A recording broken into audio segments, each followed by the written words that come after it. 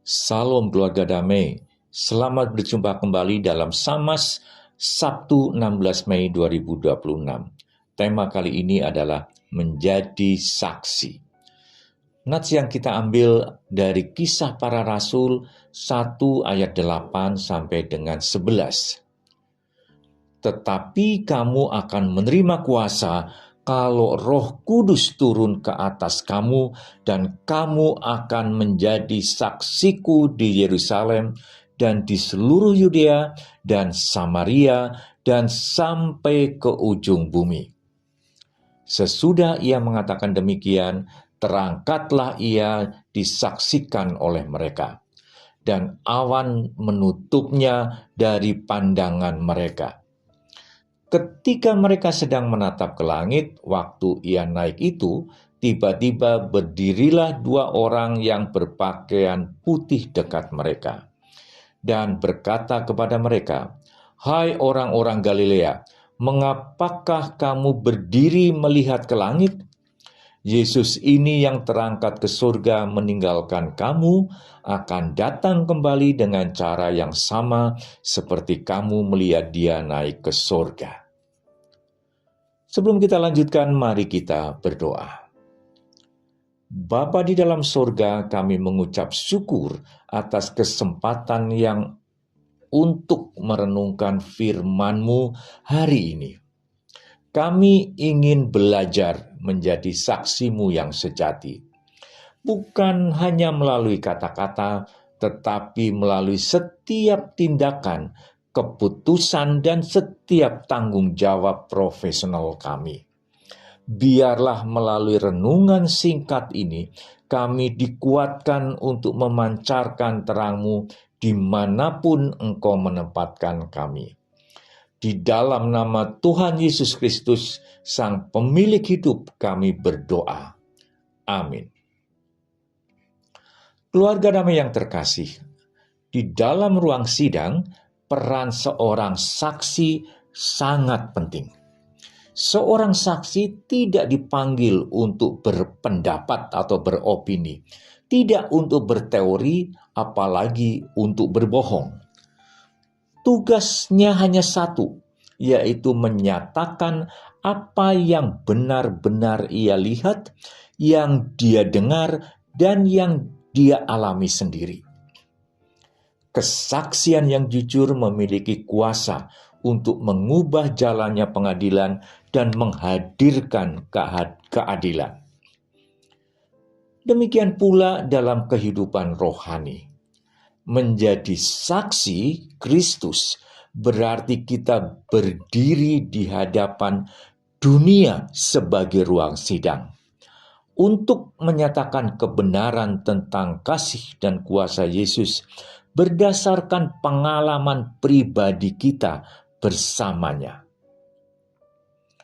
Secara konteks, ayat yang kita baca adalah terjadi pada masa transisi 40 hari setelah kebangkitan Yesus, di mana para murid masih terjebak dalam paradigma lama dan bertanya-tanya tentang pemulihan kerajaan politik bagi Israel.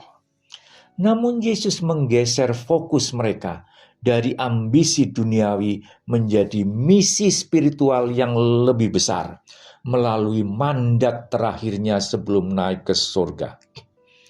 Ia menjanjikan kuasa Roh Kudus sebagai sumber kekuatan utama.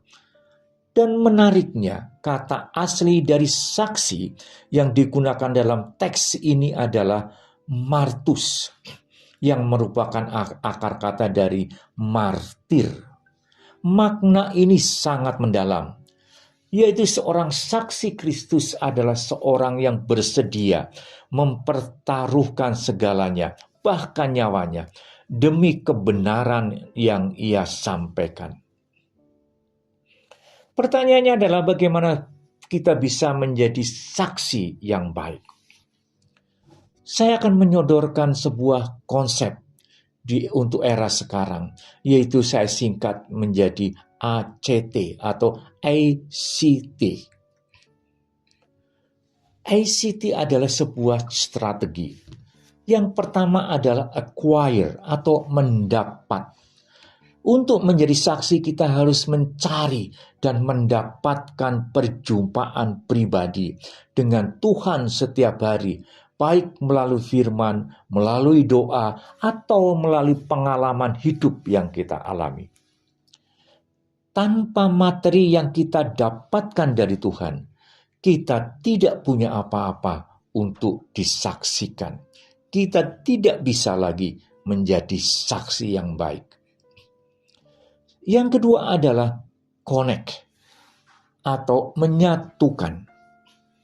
Kita perlu menyatukan kebenaran tersebut, kebenaran yang sudah kita alami dengan visi dan konteks hidup kita. Membangun koneksi berarti melakukan sebuah audit nilai-nilai kita. Kita berani bertanya, apakah kejujuran Kristus tetap saya pegang saat ada peluang-peluang untuk melakukan manipulasi? Atau apakah kasihnya tetap nyata saat saya menghadapi rekan kerja atau sesama kami? Koneksi tercipta ketika kita menerjemahkan sifat-sifat Kristus menjadi standar operational procedure atau SOP untuk pribadi kita dalam mengambil keputusan, bertindak, sehingga iman dalam menjadi kompas di meja kerja kita. Yang ketiga adalah transfer. Inilah saatnya menyatakan kesaksian melalui perilaku produktif. Di era profesional, kesaksian bukan sekedar kata-kata rohani, melainkan melalui kualitas kerja yang melampaui rata-rata.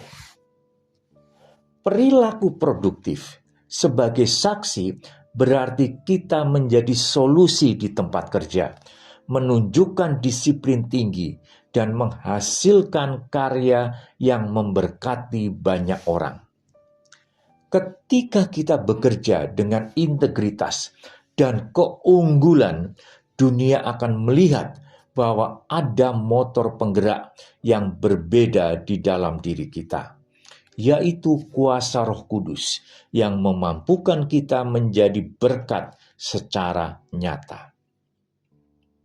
Marilah kita berkomitmen untuk tidak menjadi murid yang hanya terpaku menatap ke langit dan pasif. Mari kita bawa kehadiran Kristus di dalam meja rapat, ke dalam percakapan di media sosial, dan ke dalam setiap keputusan moral yang kita ambil. Komitmen kita menjadi saksi adalah memastikan bahwa setiap orang yang berinteraksi dengan kita dapat melihat potongan surga melalui karakter dan kualitas kerja yang kita tunjukkan. Dunia mungkin tidak membaca Alkitab, tetapi mereka membaca kehidupan kita. Ketika Roh Kudus memberikan kuasa, jangan simpan cahaya kita untuk diri sendiri. Marilah menjadi saksi yang hidup melalui profesi dan pekerjaan kita masing-masing, agar nama Tuhan Yesus dikenal dan dimuliakan sampai Ia datang kembali. Amin. Mari kita berdoa.